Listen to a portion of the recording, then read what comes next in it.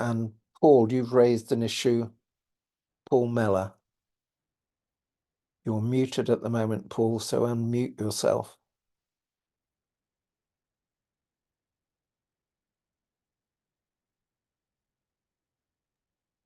Hello. Hello, Paul. You've got your... I was just testing out the controls. It's worked Sorry, well, Paul. I do apologise. Okay, not a problem, not a problem.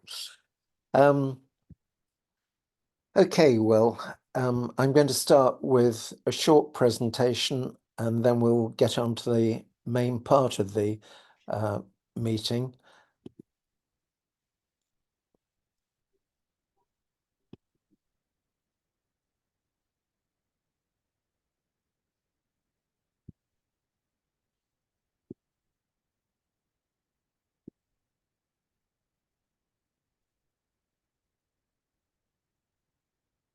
So just again, my name is Peter Travis. I'm one of the co-chairs of the Somerset Bus Partnership. Hopefully you can all see this on your screen.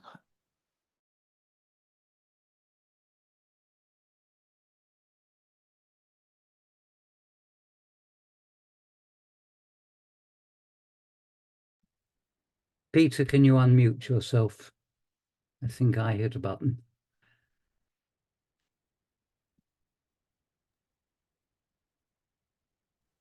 You should be okay now. Okay.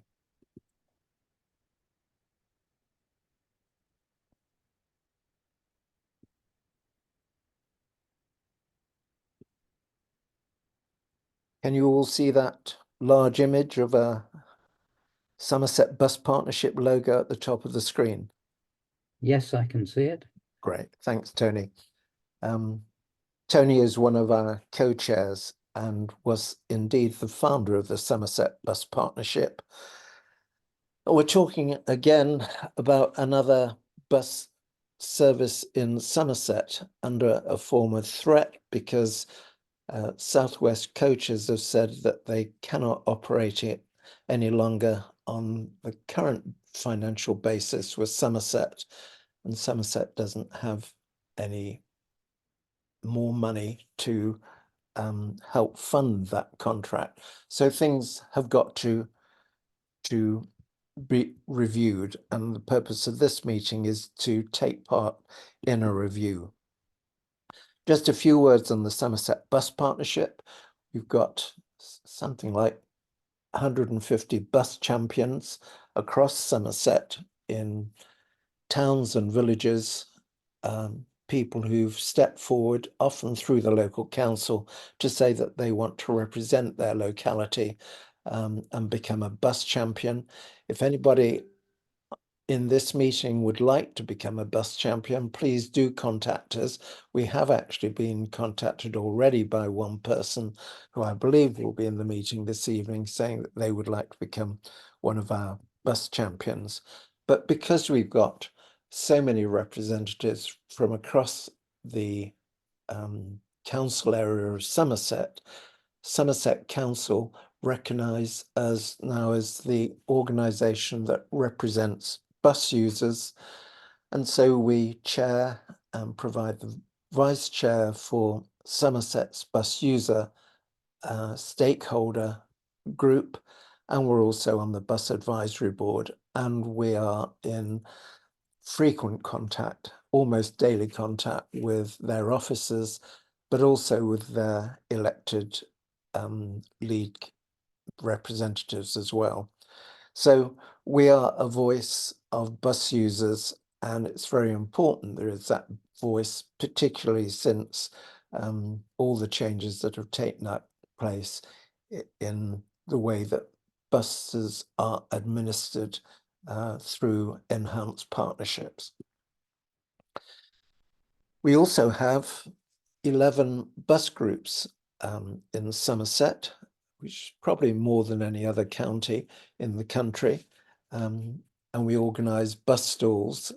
And during the Catch the Bus month, we organise more bus stalls than any other county in England too. Our bus user groups are very, very important. We've got a number of representatives from leaders of those groups here, some of whom you may have seen active on Facebook. Lynn Snelling from Yeovil, Rosa Kell from Wells, to name but two of the more active ones, but all these bus groups are active and talk with the local town councils and nearby parish councils dealing with local issues in the area. We haven't actually got a bus user group in Shepton, so if there's anybody in this meeting who would like to help work with us to form a bus user group in Shepton, then please do contact either Somerset Bus Partnership or contact me, and we'll be down to see you. I'm actually based in Frome, so I don't have a direct involvement with the number one service that we're talking about today, but I would be very interested to come down to Shepton to meet you to discuss how we might set up a group there. So 2024, we've been going 3 years. Things have progressed well on the bus front over those 3 years, but this year is clearly going to be a very challenging year. And that's because of the financial emergency that Somerset Council has been forced to declare, which means that all forms of expenditure by Somerset are being tightly scrutinised, and they are looking to make very substantial cuts. They have to make substantial cuts.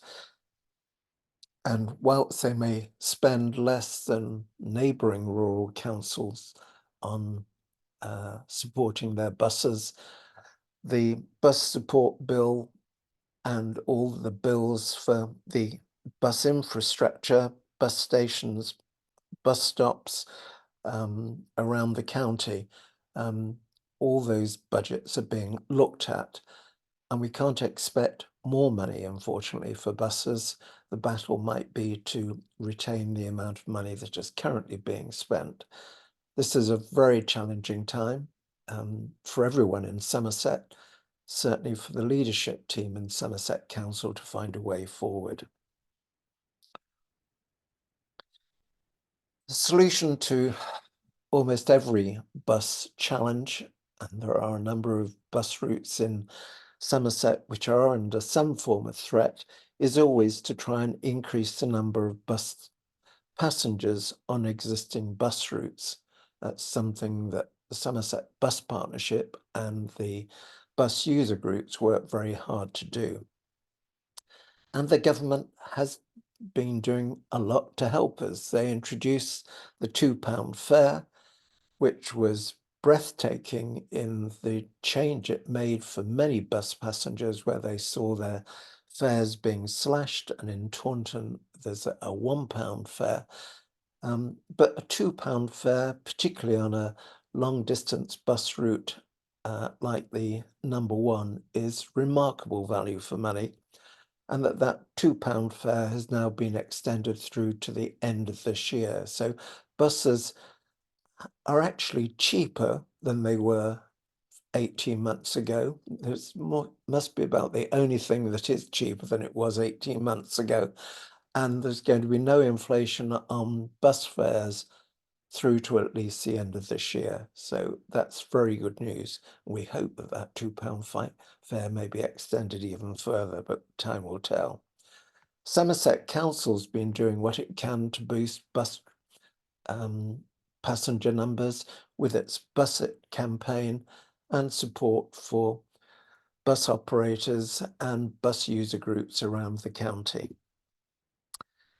But one of the main focuses this evening is how we may change, enhance the number one route to make it more cost effective, provide savings, which will allow it to still operate to the benefit of passengers, but one would hope at a lower operational cost. And we've got proposals to give you about that later on. But first, before we get onto that, we have to just think about what we can do as individuals, as bus champions, as members of local councils, parish or town councils, or as unitary councillors, what can we do in our towns and villages to increase the number of passengers on our buses, because that is the best way of maintaining our bus services. And so what we urge all local parish and all local town councils to do is to develop an action plan.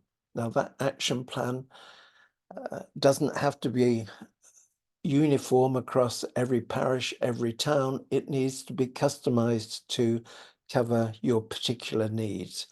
But we would urge you to work with your local councils who can fund an action plan to put one together in your local area. The thing to do is keep on stressing the £2 fare. It is remarkable value for money, exceptional value for money. And it's worth making to the point all the time, whenever anybody says about the cost of living. Well, if you didn't use your car and went by bus, you might be saving quite a lot of money. £2 for a single fare is really good value for money. Printed timetables. Everyone talks about digital timetables, but we know for many bus passengers, particularly in the rural areas where perhaps the internet isn't as good as it might be in the middle of large towns and cities, printed timetables are needed. Many people are of an age, or maybe they don't have a smartphone, and so printed timetables are really important indeed. Now, route timetables are usually available, but regrettably only in modest numbers from a bus operator.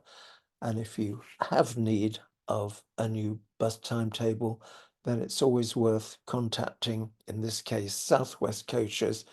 I'm sure we'll try and get a bus timetable to you. What they probably won't be able to do is to give you enough for all of your village, all of your town. They just don't print large numbers of timetables these days. So one of the things we suggest local councils do, and my own parish council helped pioneer this, is produce a local village or a local town bus timetable. We not only do we print it, we also deliver it to every house in our case, in our village, and that's done by the parish councillors. And for a village of our size, which is around about 1,500 people, it costs us £150, £160 to print enough copies to put it through everybody's letterbox and into the local shops, into the local library, into the local community hall, and to make sure that into the local pub, anyone who needs it, there is a printed timetable. And in our case, we show all the buses coming through our village, all the times, and the departure times from our village, the departure times from the destinations as well. So it's been something which has actually earned a lot of praise for our parish council. So it's generally widely appreciated by residents. So I do urge you to think of doing it. Bus timetables should also be on town and parish websites. There's often a lot of problem with bus timetables on the internet, because I'm afraid out-of-date bus timetables get left on the internet, and you can look up a bus timetable and perhaps not realize that it's out of date. So it's always good for the local parish, the local town council to have bus timetables on their websites and make sure that they are the current and up-to-date bus timetables. And of course, any events that you're running in your parish or in your town should always have details of bus connections if they are available for the times of the events that are taking place. And then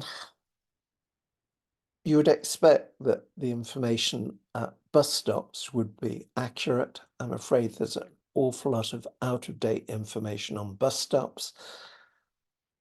Or if it's not out of date, it's of such a small type that a lot of passengers, particularly senior passengers, just cannot read it. So one of the things we suggest is that if you're printing your own timetable,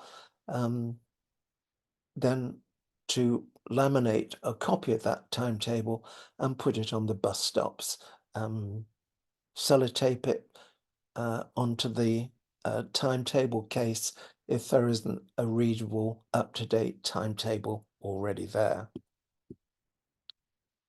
And then social media. Social media is such a wonderful, empowering asset for local campaigners. Most village and town community Facebook pages now have really significant reach.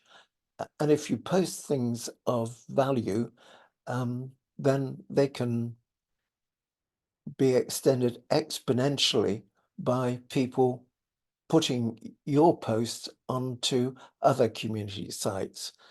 And the example we like to talk about is one that Somerset Bus Partnership did. At the time. We only had a few hundred followers. We've now got 1,000, but we put a post up there last October, and because it was talking about a really important event when the £2 fare cap was going to be extended to the end of 2024, a lot of other sites picked up on it, and it ended up with getting on for 40,000 viewings across Somerset. So Facebook is a really powerful medium. A lot of unitary councillors and parish councils have Facebook sites. And so we would urge any news about buses to be put up on Facebook and to use that medium. It's a free medium, and it's a very powerful, and it's an immediate medium. Again, what many of our bus user groups do, and Linda Snelling is kept very busy in the south of Somerset on this, is updating both the Yeovil and also the Taunton sites with information about bus schedule changes. Regrettably, sometimes that's cancellations. It might be something to do with the weather or bus reliability. But the bus user group Facebook pages, really important source of information, up-to-date information about buses. So what we've going to talk about now specifically is the Service 1, and I'm going to hand over to Tony, who's going to tell me whether he wants to use my slides or switch away from them at any stage. Tony Rees, who's co-chair of the Somerset Bus Partnership and was indeed the founder. It was his idea back in April 2022, was it, Tony? I That think we should form an organisation like this. Tony Rees. Thank you, Peter. So yes, the Service 1. If you can put up the map of the route, it would be helpful.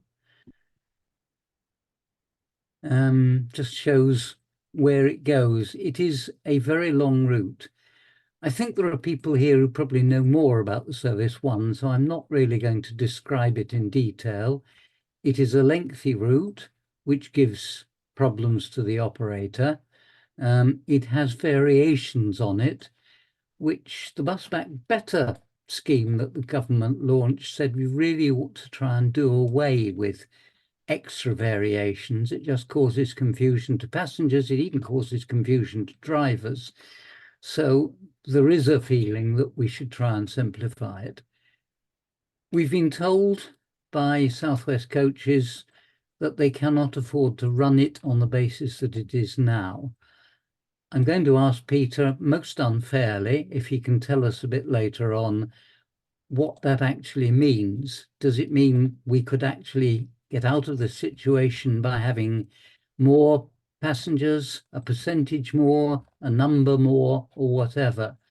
Because that's the first job, I think, of everybody who's here, is to listen to what Peter's said, see what of those things you can actually do for yourself to help promote the route as it is now, as it stands at the moment. South West Coaches and Somerset County are talking to each other about trying to reduce the cost. We have some proposals to make, which we will share with you in a few minutes. I'd remind you that those are proposals. If you do manage to download our timetables so you can see what we're talking about, please don't copy them onto other people. Timetables like that get out of hand if they're passed from person to person and somebody picks them up and brings them up when the change is due and said, oh, I know what the change is going to be. It's going to look like this. And I need to remind you, and Emery will remind you as well, this is a suggestion for how we could save some money on the route. There are two sides to a route being too expensive to run. One is to make cuts, and that's where we need to decide which parts of the service are really, could not be cut because somebody has an interest. It's also possible to run some changes to the route to make it more profitable. I have a big issue with the number 1 route. It serves a number of railway stations, but it doesn't connect with train times. And we're working with all sorts of people at the moment who are trying to improve the integration of services. And if we could change a few times and actually meet some trains, there is an opportunity for making things better. But what we're really looking for is for everybody on this call to listen to what we've said, to identify the parts of the route that are absolutely critical for them, to make suggestions for change, either supporting or arguing against some of the things we might have suggested, because South West Coaches and Somerset Council will be talking to each other. The next main date for changes is April the 18th, but we're supposed to all give notice to the Bus Partnership Group, to the public, of those changes in advance. So those discussions are going on. We haven't seen yet any offer of what is being discussed, so we have arranged our own proposed timetable. But as I remind you again, this is a suggestion, and it's really being put to you for you to comment on and to stimulate you into saying, but this bit of the service is absolutely critical for me or for a friend of mine. Or here are some suggestions as to what we could do. So we want you to do a number of things. We want you to take away the thoughts that you've already heard as to what can be done. If you want to set up a local group, we will help you do that. If you can take a picture of yourself on a bus and circulate it among the people you know in the groups you know, either your parish or town council or any other group. If you want to publicise anything, follow up Peter said about making sure that every time you publicise an event, you say what the bus is and what's available. You need to be aware there may be a change on April the 18th, but from now until then, the service is as it is, and we need to be able to let as many people know. I think that's all I want to say about the service. I'm going to hand over to Emery, who has worked with parts of our team to say, here is a suggestion of how we think the operator could save money and produce a better service.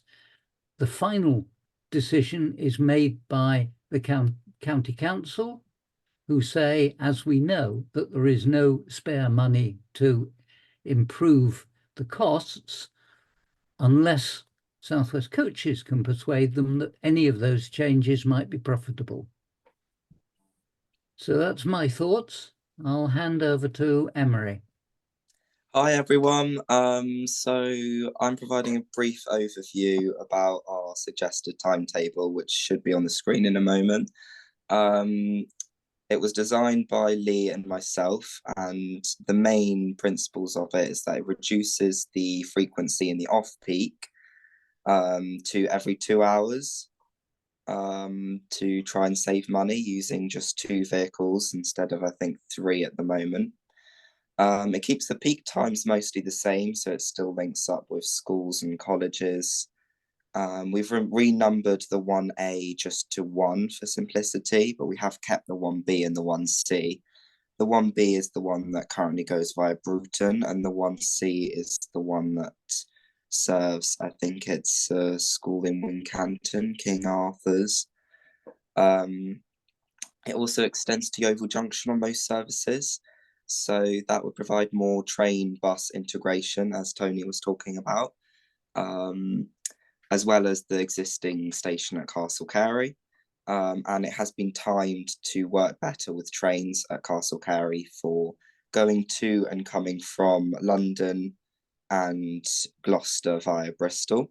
And in Yeovil Junction station, it's timed with reasonable connections for London Waterloo and also coming back from London Waterloo in the late afternoon. Obviously, it's not possible to connect the buses with every train, and with only a service every 2 hours, it's not going to be able to connect with all trains. But we've done our best to make it link with the trains that we thought were most important for you, which I presume are London and Gloucester. I know Weymouth had some demand as well, but the trains to Weymouth didn't work as well. But there are still a few that connect with them, but just not as many. And it would provide a service to Yeovil Junction station, which is currently not served as part of the one. It's just a small extension of 5 minutes from Yeovil bus station. So it would provide everyone along the route, as well as the people who live in Yeovil, who currently only have the 68, which I believe runs hourly. So that would provide more buses for people who live in Yeovil as well to access the train station. And we hope it would increase passenger use. So I'll hand you back to Tony or Peter. Okay. Well, we have a couple of hands up already. David Redgwell, well-known bus campaigner. So my first thoughts are, rather than reduce the service, is to ask Yeovil Town Council, Castle Carey Town Council, Evercreech, Shepton Mallet Town Council. It's a very important service, this, to make a financial contribution in the way we do with some of the services in Dorset, where the town councils contribute in Lyme Regis or Bridport or Beaminster to running local bus services. So I think we should ask Richard Wilkins to write to them. I know Bill Revels is doing that, to see what resources are available. I think one of the biggest problems here, and I've used this service quite regularly when I used to live in Wales to get to Castle Carey station, and the issue there is also the appalling bus stops at Castle Carey station, which First Great Western Railways and Network Rail Western need to sort out with Somerset Council. It's not going to cost that much to put some bus borders, some drop curbs, and some bus shelters in there. And quite frankly, millions have been spent on the car park there, which is fine by me, but we really haven't done the interchange facilities. And Somerset Council is a transport authority, not a highways authority, and it really should concentrate on Castle Carey station. I think we've said that, and not necessarily wait for the footbridge, which as a disabled person I do welcome the lifts, but let's just do the buses first. We'll get the lifts if we can persuade the Department for Transport or a new government coming in power to fund it. But I think we should really ask the town councils. I agree with the Yeovil Junction extension. We used to do that with one of the 77s in the past. That used to go up to Yeovil Junction as well. It was 377. So that's a good idea. The other points I wanted to raise is if you want to get more people back on buses, Somerset Council needs to learn that switching off CCTV at Yeovil bus station or Shepton interchange is not in the interest of the travelling public and should be discussed with the Police and Crime Commissioner, Mark Shelford. And closing public toilets at Yeovil bus station is not going to allow more people to use public transport either. So I think there's some work. I see Andrew Ard is on this call from First, South Western Railway. But I don't know if Luke's here, but I know they speak as a team. I know Luke's leaving, going somewhere else in First. But perhaps Andrew can give us his views on what we can do at Castle Carey. But Castle Carey should be a centre for this bus service. And I've always supported South West Coach's view that we need the interchange sorted out. So those are my thoughts. But I think we should just ask the councils, Peter, before we give up on the service frequency. Thank you. Thank In you. your response to the reduction in frequency, currently it seems a bit odd. Sometimes there's gaps of an hour, and then sometimes there's gaps of up to 3 hours between buses. So what we also try to do is bridge that gap to make it more even and not have the massive gaps, but at the sacrifice of those 1 hour ones as well. So it's not a massive reduction, and it does make it more even as a result. I mean, the point David makes, I think his major point is asking town councils to help fund bus services. The town councils are clearly a target by Somerset Council for quite a lot of extra activity. Whether they would take on the running of bus services under those circumstances is something to be explored. To date, we've not heard any town council step forward, but then they've probably not really been challenged in the way that David just did then, and I believe Bill Revens is doing, to see what can be done. Go now to bus operator Alan Peters. It's good to see you on the call. Thanks, Peter. A couple of points about the timetable, which I tend to agree with. I like everything I was ever brought up with in bus operation was that if it's the same minutes past each hour, or every 2 hours, same minutes past the even hour or the odd hour or whatever, it's better and people can remember that. So I like that. Another point I only saw the Shepton Mallet to Yeovil page, not the other page, but it doesn't matter, is that it was leaving Shepton Mallet at 9:25. That's 5 minutes before people can use their concessionary cut fare cards. And I think that should be taken into account. And I also would ask Emery whether he's taken into account all the school workings, school passenger journeys that South West do on the ones at the moment, because I know there are a large number of different school movements involved in it.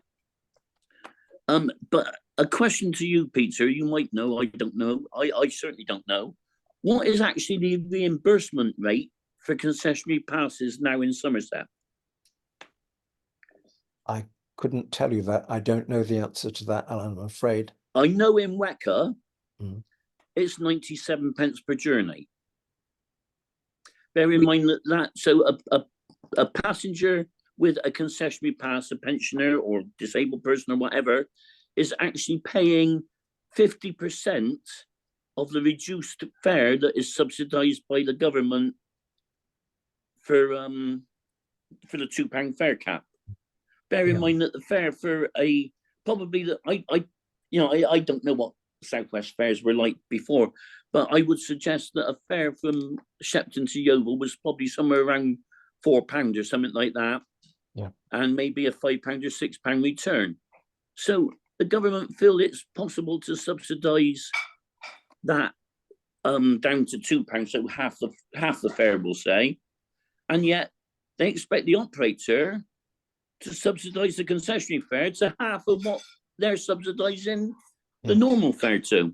And I have to be honest, over the years since the free travel came in, it's destroyed 3 of my services, and that now I've given up most of the services anyway, but 3 were destroyed because even with full buses at the pensioner rate, I couldn't make them pay.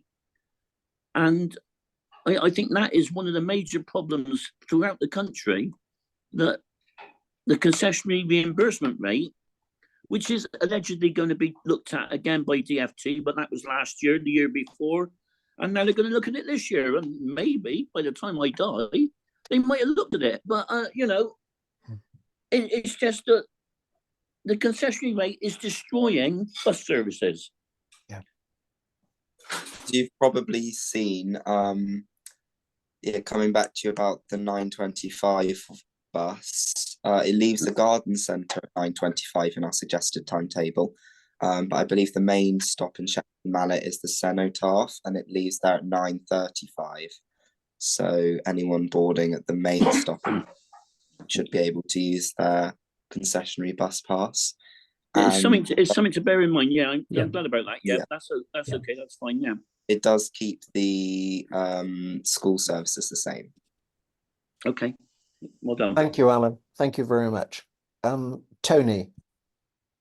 I'm going to ask Peter Ferry, if he's here, to comment on anything we've said so far. I know we haven't given you much notice, but there are questions out there, and I wonder if you can comment on any of the things I said or any things we've said so far, and we'll give you another chance at the end of the meeting to sum up any problems you see. Yeah, absolutely. Good evening, everyone. My name's Peter Ferry. I'm the Operations Director of South West Coaches. Ultimately, every decision that's made with regards to bus services, the cancellation of, the putting on, the changing of, comes through myself as ultimate decision maker. Can I just take this opportunity to thank everyone on here? I genuinely appreciate everything people put their time into bus services. We are a family-run company and have been doing this for years. And it genuinely would have been a lot worse had it not been for people like yourselves chipping in your own time. So I really genuinely appreciate that. To take you all the way back, so the main service ran through Wakes, number one service ran through Wakes, and then South West Coaches when we took over back in 2000. And weirdly, the sporadic nature of the timetable has sort of formulated over the last 50 years. And I think a few people have said it, it is a massively sporadic timetable, whereby at points there are lovely headways at 5 past the hour, and at times there are just random headways. So that, I don't think it helps itself, but it comes back to, with us, ultimately we are a commercial operation, and the number one service has been pretty much making no money for quite a few many years, but COVID, the wonderful COVID, has taken it into a position whereby now it literally costs us money on a daily basis to run. We as a company have been pretty much subsidizing it ourselves for a long time, because again, we are a family-run company and ultimately we would be nothing without our passengers. But now it's got to the point with it's unsustainable now, and it's only due to get worse. And the reason I say that is we're currently being paid a concessionary reimbursement rate that was based on pre-pandemic levels. We are now in the position whereby we're just about to go into a new concessionary fare reimbursement period, which ultimately then starts paying us per head again on our current levels. And there has been a rebound in passenger numbers as general with regards to the general travelling population, but actually the concessionary population is a lot less on our buses, and still we have less passengers than we had pre-pandemic.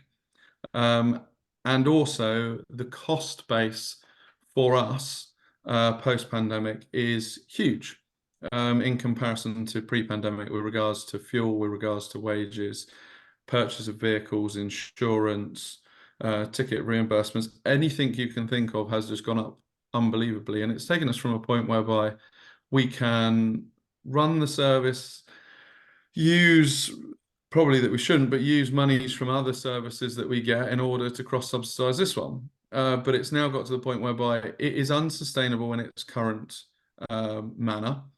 So then what I do as an individual is then start to talk to the councils to see what we can do in order to rectify that situation. Obviously, as everyone on the call is aware, that pot is now very dry, and in other services that we've had, obviously the council will try and step in some way in order to help and assist us. We would try and make some changes in order to get us back onto a footing whereby this works for all parties concerned. That can't happen, unfortunately, as we stand at the moment. So we're now at the position whereby we've had a discussion with the county council, and so South West Coaches will be handing in our notice on this to finish in April. And the reason I say that is obviously because the council, in conjunction with bus partnerships, have decided to put a April the 18th deadline on that, and we need to ensure that we put forward some suggestions for that time. So whatever happens, if nothing changes, South West Coaches won't be running this come mid-April. However, with extensive conversation with John Perrott and some other people in the council, I believe that they, the Somerset Council, are going to re-tender this route based on hopefully a few suggestions, of which we will be bidding for. And I would be confident that a version of this route will still exist come April the 19th, April the 18th. I've put forward a suggestion to the council already, and firstly, I fully support David Redwell on trying to get other funding from elsewhere. We have been unsuccessful with that in the past, but I would love for that to happen. But what may, I think this timetable needs to change in order to make it more sustainable going forward, whether it be us or another operator who takes it over. Our suggestions were based around removing one of the peak time vehicles and some outlying parts of the timetable in order to allow that to happen. Obviously, Emery and Lee, thank you for your revised timetable. The challenge with that is it does narrow your cost output during the off-peak times. But if I'm honest, we as operators will be paying our drivers during the middle of those days anyway, and therefore we are just saving on fuel and vehicle wear and tear. If there's no more funding available, then probably what would happen is this timetable needs to become a two driver timetable during the whole day in order to make it happen. And picking up on Alan's point, is a timetable that leaves a certain point at the same point, let's say every 2 hours, possibly is the best way to achieve that. There are points on the timetable which I personally think we should lose from the timetable, because timetables in this day and age with the level of funding we have can't be all things to all people, unfortunately. And looking at the passenger numbers that we have, I believe that places like Oak Hill should no longer be served within this timetable because of the amount of passengers numbers we have going to and from there and the impact that has on the rest of the timetable. I also believe that Bruton should be taken out of the timetable. The majority of passengers travelling on the Bruton part of the leg is students, and we are working on suggestions with the council in order to put those together through school transport rather than on the main transport sort of network. So if you take out Oak Hill, potentially Shepton Mallet Garden Centre, potentially Bruton, then I think you can have a really nice timetable that would work very well. I think the council would be in a position that they would be able to fund it, and I think it would hopefully work for a lot of passengers and actually be a positive thing for the service rather than the sporadic nature that it currently sits on.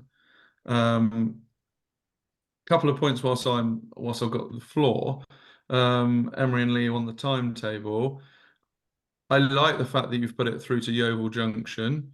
However, there is a 7.5 mass gross weight on the Newton Bridge, which wouldn't allow this size of vehicle in order to get to the train station. Would have to go the long way around and wouldn't work with the timings. Obviously, it's a 3-vehicle, so I don't see the savings necessarily personally as an operator. And then lastly, it's got a few wait times at Castle Carey train station. I think one of them waits there for 24 minutes.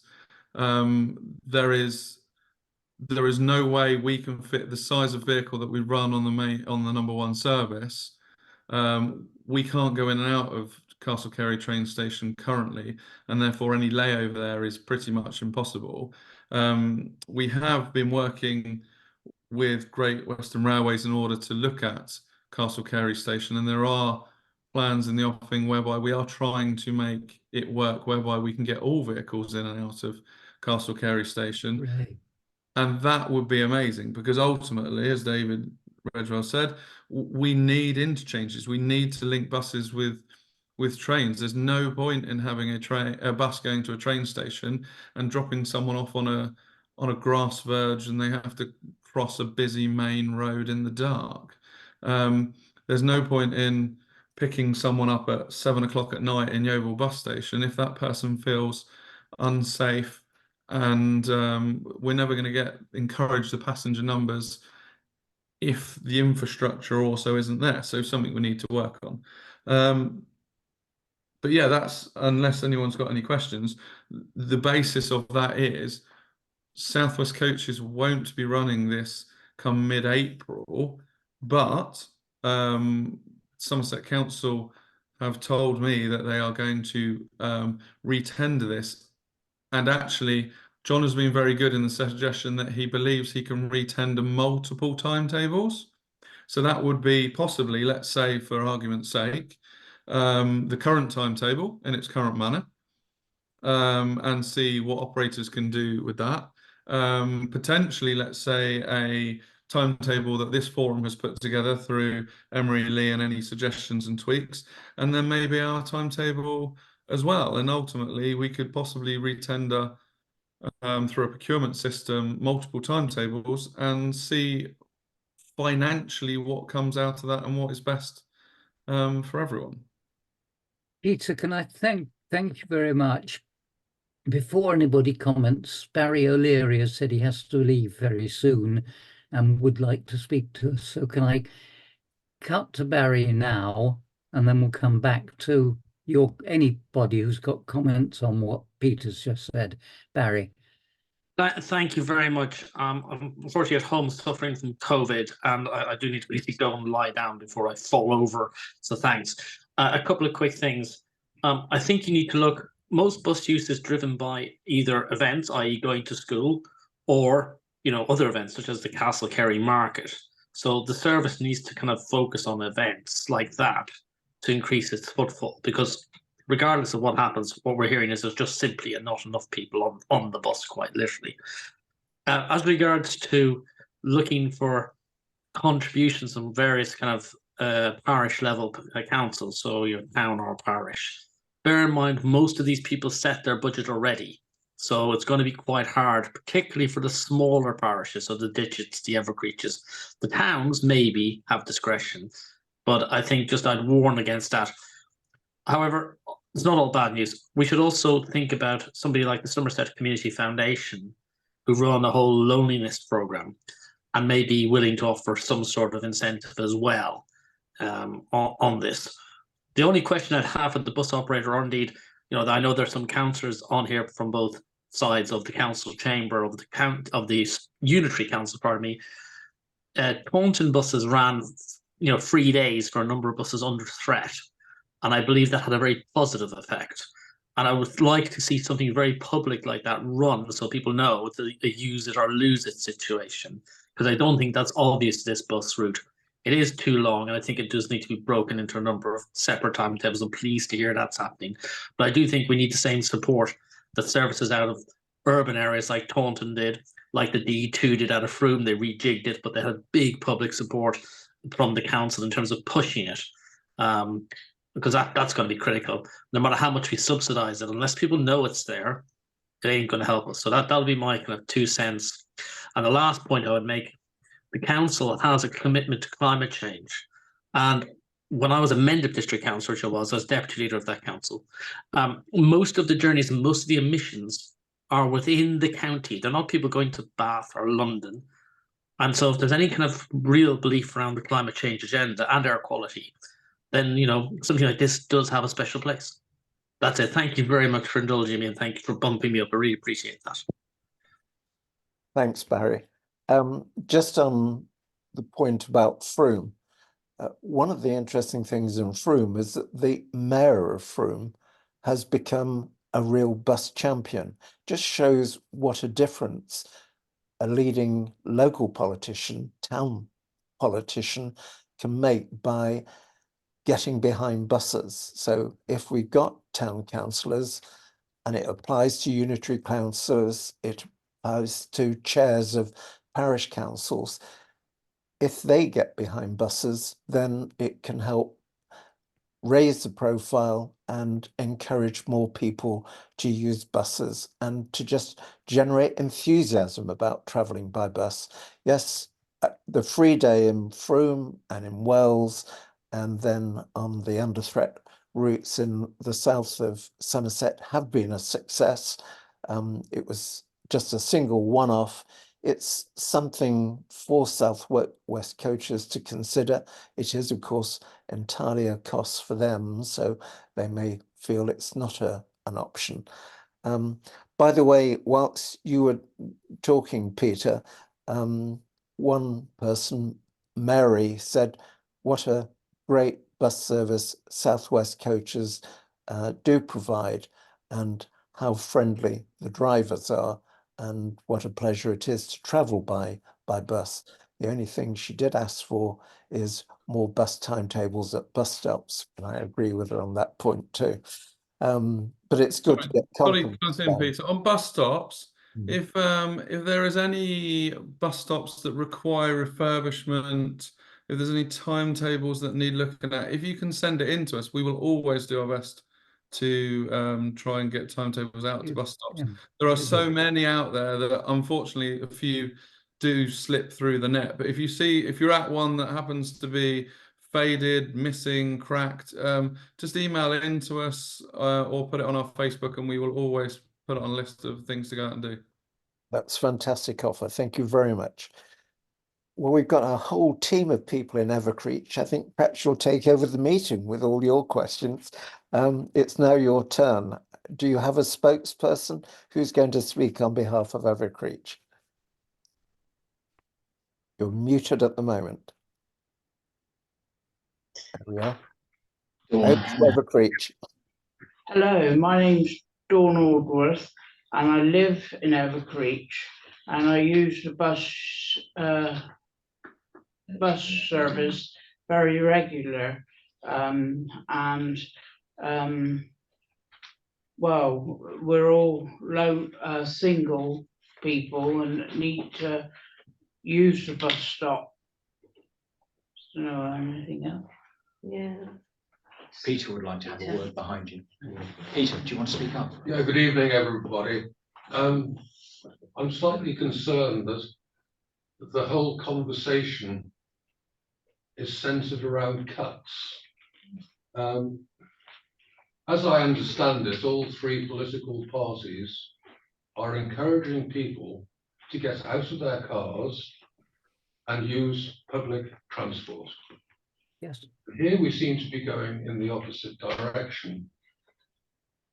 I do understand that the big problem with Somerset County Council is the fact that they have a tremendous social care budget, which is going to impact services all over the county. But if I just make just a couple of points, just for people to ponder about, no more.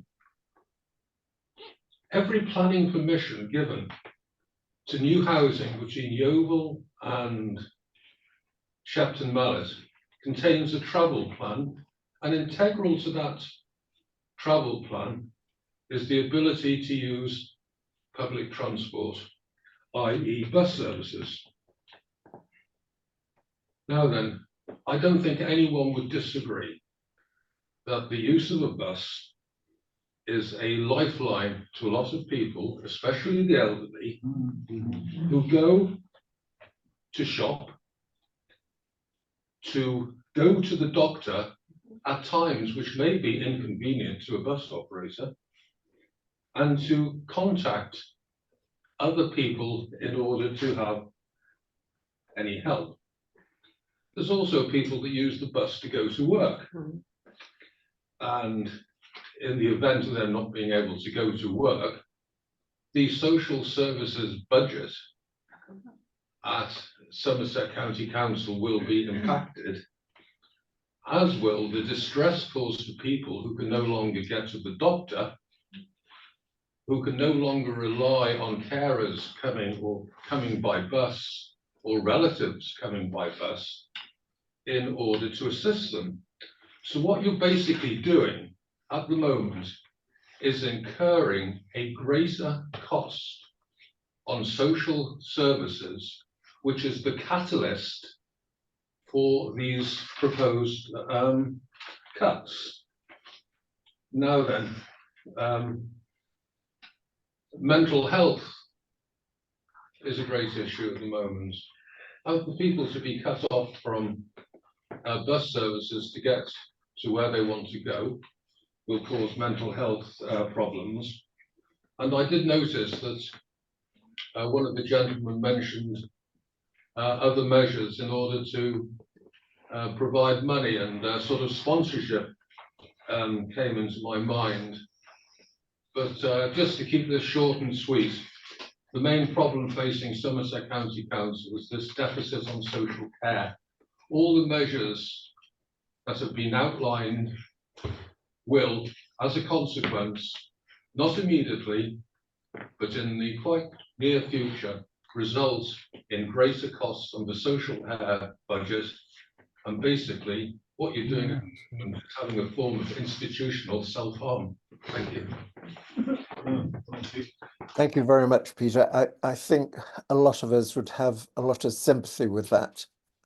It's a short-term reaction to a very major crisis, which Somerset have to address by this February. So it is just a desperate situation that they are in. And if anybody has read the Somerset Confidential, it's no longer going to be in their hands whether they can avoid having to declare an S114. It's going to be in the hands of Mr. Grove. Michael Gove is going to have to decide how far the government will step in to help Somerset. Let's hope he does.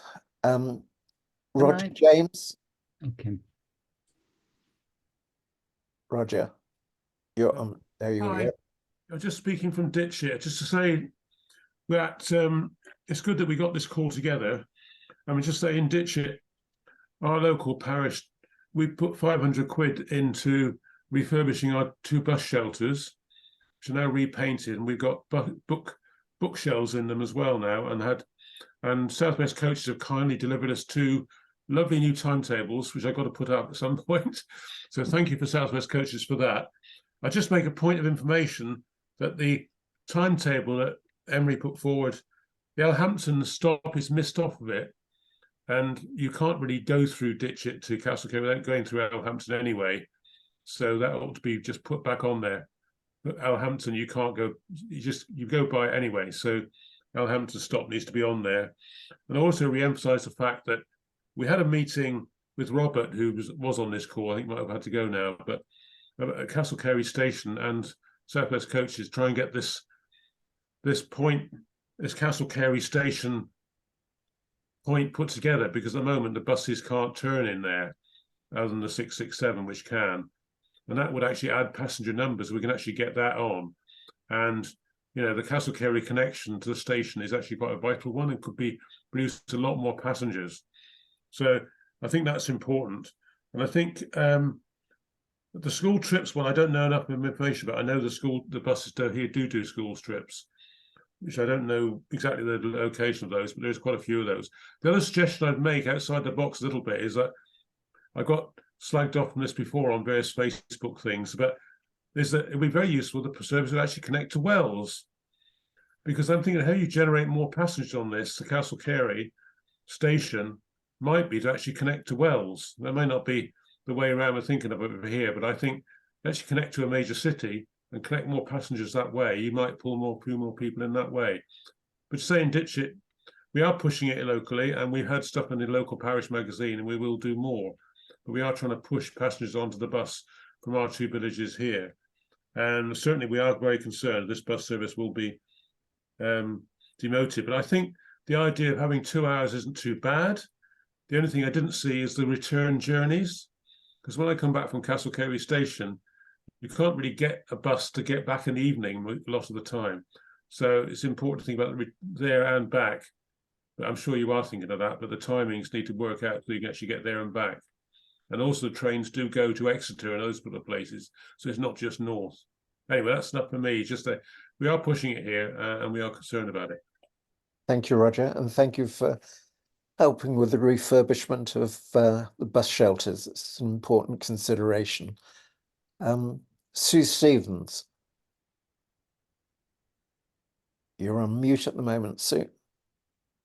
Can I just say about the Alhampton thing? Our suggested timetable would go through Alhampton, but we just didn't include it on the timetable just to keep the main stops, because we didn't want to include all the small stops because it would just make it too long to do. But it would be included. Yeah, because if you're going to get people from Alhampton, you need to make sure they're on the timetable.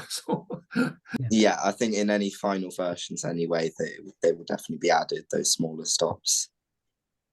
Queen's Camel as well. I think I agree with, I think it was Robert who was speaking earlier, that we ought to look at where people are going. There's a lot of talk about integration with rail stations, and I sometimes wonder if this isn't people who work at local regional development agencies or whatever, or we've got to have a rail station here and it interconnects with this, that and the other. Really, I think perhaps you ought to look, do a survey and find out exactly where people want to go on that service. And in fact, people who are not using it now, but in the future would want to go. And I think rather than just getting more passengers on the same old route, I think you should look at the route, you should change them, make them relevant, and then hopefully you'll be able to entice people to use them more. We're having this sort of discussion with the 25 bus, which is under threat. I mean, you know, how do you get people to go on a bus? How do you get people who don't usually ride on a bus to ride on a bus? And it's very difficult if all you can offer them is a timetable that isn't suitable, or buses that don't turn up on time. You've got to make it enticing for people. You've got to make it so that people want to use it. And I think then you might be able to save it. Thank you. Thanks, Sue. And Sue is a battler down in Wiveliscombe on buses with quite a team of people down there. David Redwell's got his hand up. Yeah, I mean, that's all well and good, but we don't have bus services that run on the Westbury-Weymouth route. The route is actually a concessionary card route, and you can use your bus card between Westbury and Weymouth on that route with 30% off, because the DfT don't decide it's practical to run parallel bus services. So it is about integration, and it's government policy to integrate as well. So I'm not going to go down the regional planner, and I've been a regional planner, Peter, that's a fact. But Southwest RDA for the score. But I want to go back to the railway and Tom Pearpoint, and I think we need to get Hugh Merriman. We need the MP Sarah Dyke. She can write to Hugh Merriman, who's the rail minister, and try and escalate the Castle Carey situation. I think Somerset should be doing a lot more as the highway authority on the drop curbs, castle curbs and the shelters. It's not a big project. It's not capital intensive. I mean, the only point I'd make about 114 notes is every council in the southwest, exception of Gloucestershire and Wiltshire, are in financial trouble. Let's be clear. Somerset's making a big noise, but Devon's in big trouble as well. And so is Bristol City Council. And tomorrow night, for those that are interested in the north of the county, North Somerset's about to declare its financial burdens as well. So let's be clear. Let's not get over-egg that. I am concerned that the South Wessex Rail Partnership is also going to be cut by Somerset County Council, which is the partnership of volunteers that look after that line and do bus rail integration. They want to pull the plug on that, and also pull the plug on the Sevenside Rail Partnership, which our friend David Nordy is the chair of. Now, I think these are mindless exercises. I mean, I've been a politician. I know how it goes. Some of this is put up to be knocked down. There's an election going on this year. We need to be very careful of all this electioneering going on around us. Some of it's real, some of it's not. But the most important thing is try and keep this bus route going. I also suggest we should speak to the Bath and West Showground. They have traffic on this route, but they need the link at Castle Clear. I met with them in Bath. They're based in Bath, offices in Bath. And their point was to me, and Ian Becky, who I know South West Coaches will know, has written lots of letters about this and also involved in local transport lobbying, has made the point over and over again, the Bath and West Show is a big issue, Peter, and the nearest station for it is Castle Carey. As, by the way, is the treatment centre at Shepton Mallet for the NHS. And we need to be talking to these bodies, whether Bath and West Showground is rich. To be fair, they might make a financial contribution, but I'm not sure that Somerset's actually talking to all these bodies and actually bringing them together in some sort of partnership. It's one of the things that the Heart of Wessex Rail Partnership used to do. It's now South Wessex Partnership. And maybe we should do that. But I keep saying, Andrew Ardley's on this call from First Group, Railways. I want to know, and I like Andrew a lot, whether there's any money left in South Western Railway or First Great Western Railway to do these bus rail links that Luke was doing, because Mark Hotwood, who I got a lot of respect for and meet quite regularly, keeps saying about all the ones he's putting on in Devon. I believe there was some DFT funding. Is there no DFT funding? Andrew may say no, but is there anything available towards this route as a rail bus link to Shepton Mallet or down to Yeovil, Evercreech, Bath and West Show, etc.? Because I don't think we've exhausted everything the DFT can do through the rail grant, Peter. Just an issue I'd like to raise. Okay, David, thank you. I think Andrew Ardley has left us, I'm afraid. But yes, we should be talking to him as well. Actually, I think Peter Ferry. I think I actually wrote. I'm Linda Snelling. I'm from the Yeovil Bus User Group, and I believe I either wrote to yourself or Alan about possibly some bus rail integration. It was both of us, yes. Right. Yeah, I think that's probably what David Redwell is actually talking about. Yeah, and we have been speaking to them on this already. Okay, that's great. Good. Thank you. Thank you. No, thank you. And as for the mention of Sarah Dyke, who is, of course, one of our MPs, our most recently elected MP, she was hoping to join this call this evening, but in the end couldn't make it. But she is a very active campaigner for buses. She's very concerned about this particular route, as well as other routes in her current and prospective constituencies. So she is certainly an MP who would respond and approach transport ministers on our behalf, and probably and hopefully would be able to work with other MPs for Somerset. Alan, is that a legacy hand or of it? No, I just wanted to make a couple of points. One, the Evercreech people were talking about new development. My understanding is every new development has a Section 106 financial contribution made for public transport or for transport infrastructure. And I wonder, there have been developments in the villages in the area, and I wonder what has happened to that Section 106 money, because logically it should go to the nearest bus route that is in the area. Secondly, someone mentioned extending to Wells, and as an operator, it's always been my belief that you want to take the bus to a place where people want to go. And it occurs to me the 174 that first operates used to be a occasional service. All right, Wells to Shepton Mallet was busy, but there was no service from Shepton Mallet to Bath. And when there was one 10 years ago, it was every 2 hours. It now runs every hour. Are Somerset actually paying money for that? And in my opinion, there is no need for an hourly service from Wells to Shepton Mallet, and maybe alternate hours. If they made it 2 hourly, alternate hours could be covered Wells to Shepton Mallet by extending the one and producing a destination opportunity that might generate a good level of trade. Perhaps Rosie, you can correct me, but I think the 174 is a commercial route, is it not?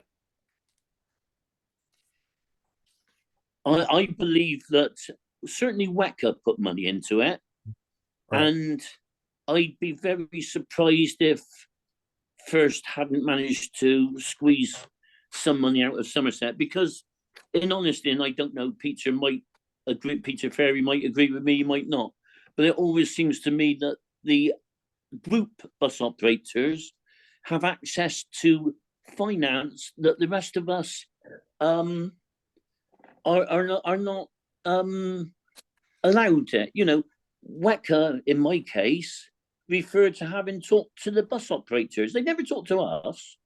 They talked to First and they talked to Stagecoach. But then tell everybody, well, we've had negotiations with the bus operators. It's just, but maybe that's me with my chip on my shoulder. Alan, as far as Somerset's concerned, because I have talked to a number of the smaller bus operators, they often compliment John Perrott on being a transport officer who does talk certainly to the smaller bus operators. He obviously also talks to First Group, but I think in Somerset, John Perrott is very open to talking to the smaller bus operators. Perhaps Peter would confirm that later on. Just on the issue of S106 money, yes, with every development has to have a travel plan, and that could lead to money going towards transport in the S106, but very often there is no allocation of any money for transport support. It's something we've taken up with Mike Rigby, and I think Richard Wilkins is aware of it as well. And one hopes that going forward, we will see more S106 allocations being made to support transport, because it's such an important part of any new housing development should be. Tony, your hand is up. It is. I was actually going to say much the same thing as you about Section 106. I would like to say the comment I made in one of the last meetings we had. The principle is there. A planning application has to have a travel plan, and Section 106 money is available. The problems are that that's usually a 2-year funding. So any money that comes out of a Section 106 agreement lasts for 2 years, and then it's up to us, the users, to make sure that as that comes to an end, we have got sufficient people on that bus to make it profitable at the end of that time.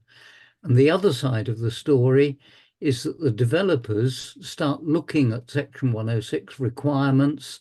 It's not just buses, there's other things in there, and they start getting to the point where they threaten to cancel a development if there's too much Section 106 or other money required from them.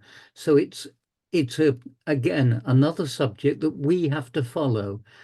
And as users and as people who watch these things, we need to be aware of the planning stages of each new development, be aware when the travel plan is being discussed, influence the parts of the council that are involved with responding to the planning application.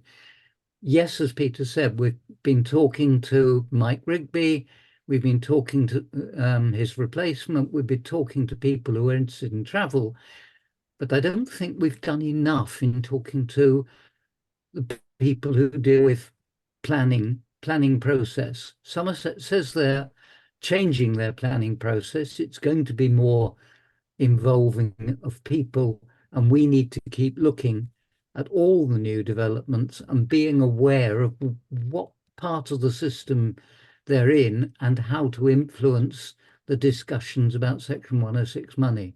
So yes, we all agree, but it's probably going to be up to people like us to actually do, persuade the government, persuade the council to do what we all know is necessary. But we just have to keep reminding them. And of course, local councils, both parish and town councils, can make suggestions as to where the S106 money should go. They can't make the decision, but when they're commenting on planning applications, they can identify transport as being an area which needs support. Benty, you've had your hand up for some time. Sorry, it's taken some time to get to you. You're on mute at the moment. There we are. Thank you. That's quite all right. I just want to say the 174, at least Shepton to Bath, is purely paid for by users. There is no funding at all. There never has been funding to that. And people in Shepton have been fully aware that if they don't use the bus, then they will lose it. And we needed to get to hospital, to Bath Hospital, and for things that we cannot have done in Shepton. So that is very important. And I will fully agree with your sentiment about Mr. John Perrott. He is a star. He always has. When I was a town councillor in Shepton, he gladly came in to try and find a bus that could take local run up to Tesco and just running in Shepton, because there was a lot of people that could not go up, keep going up the hills with all their shopping. So yeah, he's a super person. Yeah, and that's really it. But at the moment, the 174 bus, we cannot rely on it. It may come and it may not come, and that is a problem for many people. So I don't know what's going on. Maybe it's difficult to get drivers now. I don't know, but that is how it is. Thank you very much for letting me speak. Thank you, Benty. Thank you very much indeed. Rosa Kell, who leads the Wales bus group and is very active in a wider area as well. Rosa. Hi, good evening, everyone. Excuse me, I'm going to keep the camera off. I'm in a horrible state. I'm not exactly well. I want to answer the question about the 174, which Binti has partly answered. Yes, the 174 is totally funded by the route it comes out of, which is Bath Station. It's funded by WECA. There is no money in the 174, 173, or any of those buses that are in that area starting in and out of Bristol. Regarding its tardiness, I'm sorry, I haven't heard anything recently about that bus having delays on it. I know the weather problem has caused diversions of the 174, but I would like to hear from people if they are having real problems on it, because it hasn't been reported to us. So please do report it. I will handle it for you, and best as I can. Tom Hughes here in Wales is being a star, responding as much as he can. So we've got a good communication network going on. With regard to the 174, and I am very, very sorry to say, we still have timing issues. The first bus that comes from Shepton into Wales on a Saturday arrives at 9:30, which is too late for anyone who works in retail. Several people, including colleagues within this bus network, specifically a young lady called May, she can't get to work by bus on a Saturday because the bus doesn't run on a Saturday at that time. With regards to the show ground at Shepton, the Bath and West Showground, I would be delighted if we could get a route going, especially if we would run on a Sunday, because a lot of events happen at weekends, and that's when bus stops disappear off our radar. They're not as frequent, or they're not there at all. So yes, I'm pushing for all those things. Guys, we need your support, so join up and be counted like the rest of us. Thank you. Thanks, Rosa. Kim Tillman. Hello there. Where are you from, Kim? I'm in Sparkford. Right. So thank you. I'd just like to say basically that this bus service is a priority for a lot of people around here. A lot of us rely on it. I'm classed as disabled. I have a spinal disease. I moved here to Sparkford from Yeovil, thinking, great, there's a bus stop right outside. I lived my life around that bus stop with my child, getting her to school, getting her to hospitals, going to town shopping myself, even to the gym sometimes to keep myself fit. And it's hard on a Saturday when the times are changed. It's only 3 buses on a Saturday, and that's every 3 or 4 hours each. And in the weekday, I find the timetable slightly strange, especially in the afternoon, because there is a huge gap. And I find there is a bus from Yeovil to Shepton. There's one at 11:05, 12:05, and 1:05. And I didn't know if maybe one of them could be taken off. I've talked to bus drivers and several other passengers that go on the bus. A lot of us did not know about this until last week, where as soon as I found out, I applied to talk about this. And a lot of other people that are not as technologically advanced as some of us have no idea how to do this. I love how Evercreech has got the group together of people, which is great, and maybe more little villages should have done that. I want to try and put a human perspective on this. We need that bus. I understand there's no money, but there are people that do rely on that, and I am totally willing in Sparkford to help with some sort of fundraising. I can do that here. We have, like you were talking earlier, social media groups here in Sparkford, and I posted a post about this today, and a couple of people mentioned it, and I've just seen a couple of people from Sparkford. I know a few people in this chat I've taken notice of. I'd also like to say I don't want the fear to be huge about this bus, because I recall living in Yeovil 2 years ago and they took off the number 53. Linda may be able to talk more about this.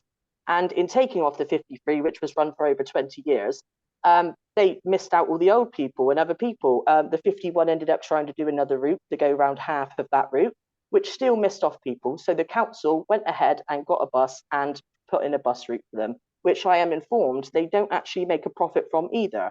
So I think, you know, we all need to start supporting our buses more, which is great. You know, when it comes to the government and this year with the voting and everything, I think sometimes we need to say, bugger you, I don't mind paying an extra 50p on my ticket, if that makes sense.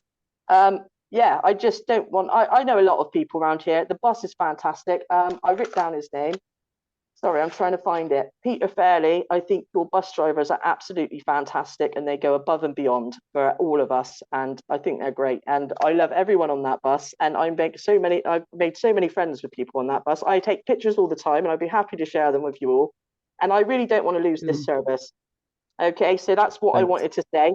And I will have to go shortly because I'm sitting here for too long as doing my back in. But that is what I want to say. So thank you very much. I think we're all going to have to go shortly. We've been going on for an hour and a half, which is probably long enough for any meeting of this nature.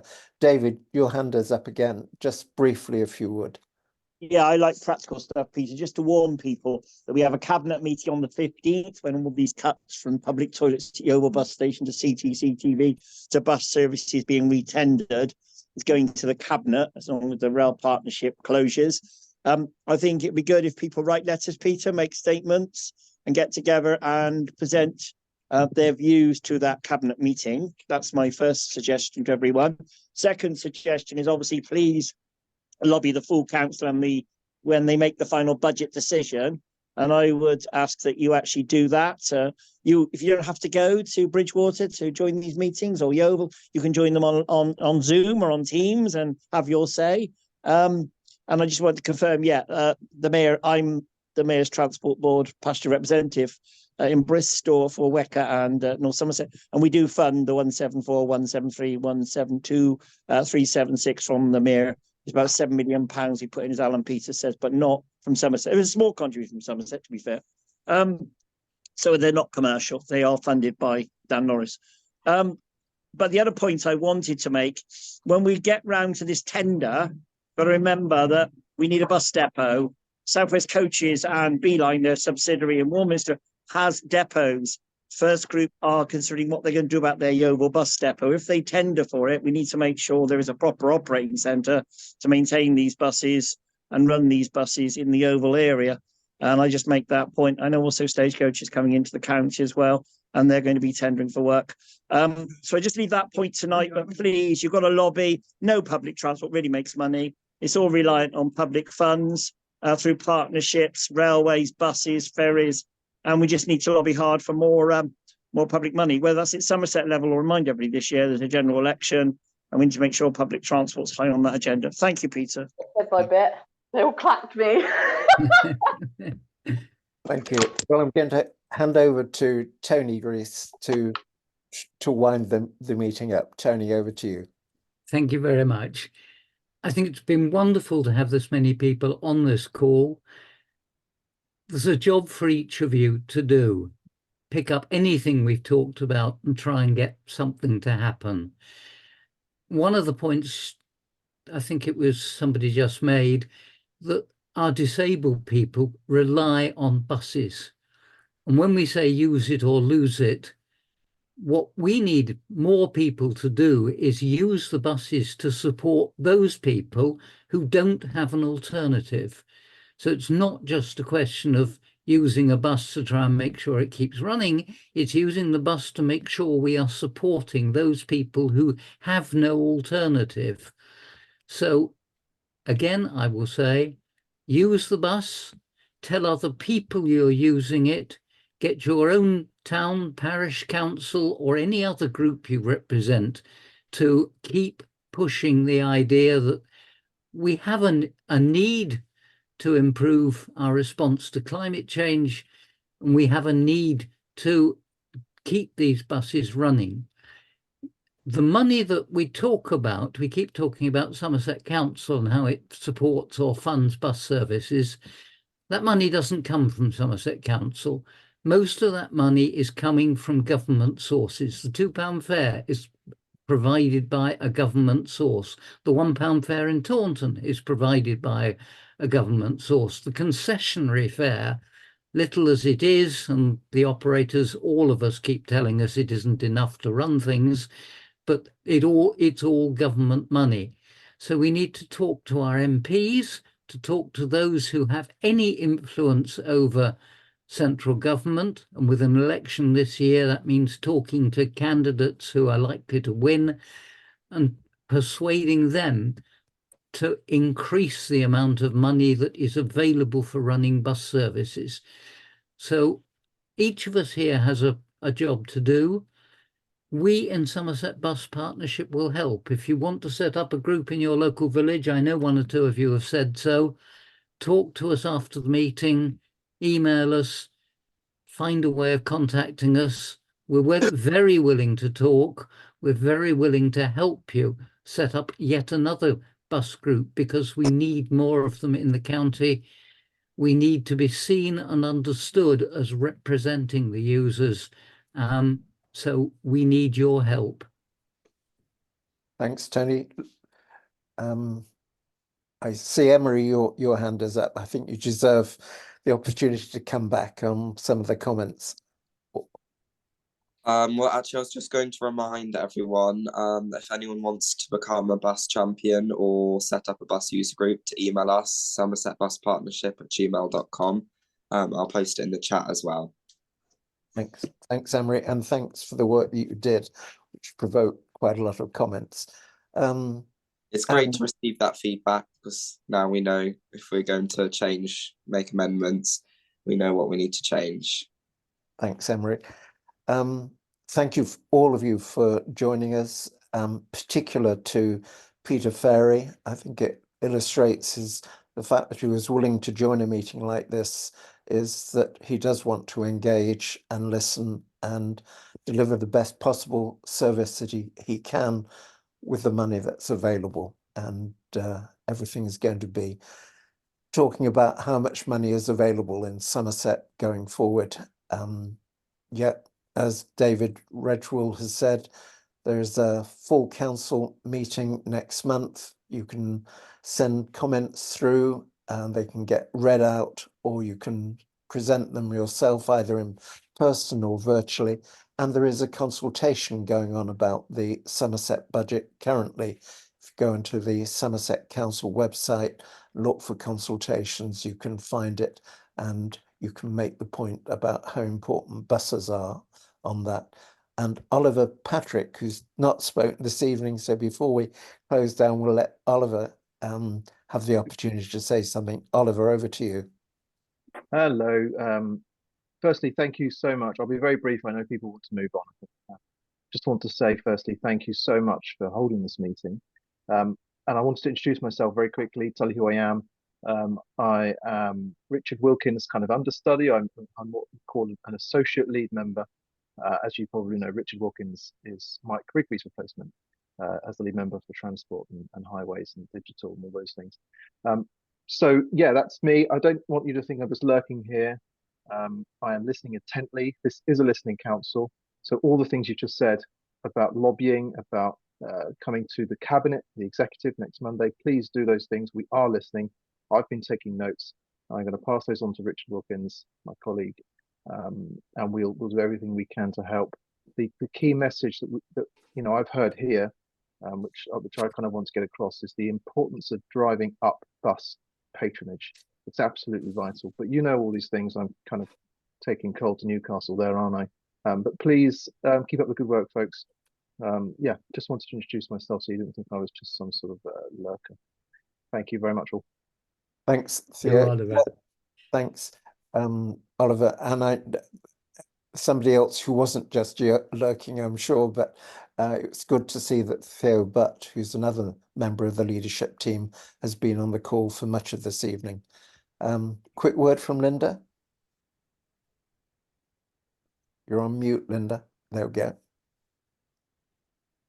No, I think that was supposed to be a hand, not a hand, but a clap. I think I hit the wrong button. Sorry. Okay. Welcome, Oliver, and hello, Theo. Over to you. Hello, Peter. Can I come in there? I'm really sorry. I can't work out how to raise my hand. Something's gone a bit wrong on my computer there, so I just apologise for that. Just the one thing to say is that I've put in the chat a link to possibly an even more important consultation that's going on at the moment, because central government is consulting on the local government finance settlement for next year. And we're really encouraging people to take part in that process and make the important point about the need for local government to have the funding it needs to be able to help support all these vital services that we all care about. So the more people who participate in that and make the point that central government does need to properly fund local government, the better. Thank you, and thank you very much for organising the meeting. Thank you. I think that's a really important consultation for us all to get involved with, and to encourage as many other people to get involved with.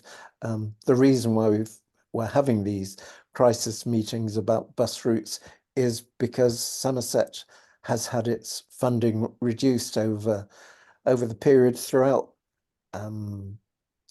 many years, and we're now faced by a financial emergency which can only be solved by government money. So yes, I think, thank you, Theo, for making that point. So whatever you can do from 8:35 at night, not many of you can catch a bus at that time, but some of us can. So get on your bus tonight and during the week and use buses and get as many people to use buses as possible. And thank you very much for staying with us for this hour and 35 minutes. Hopefully you found it useful.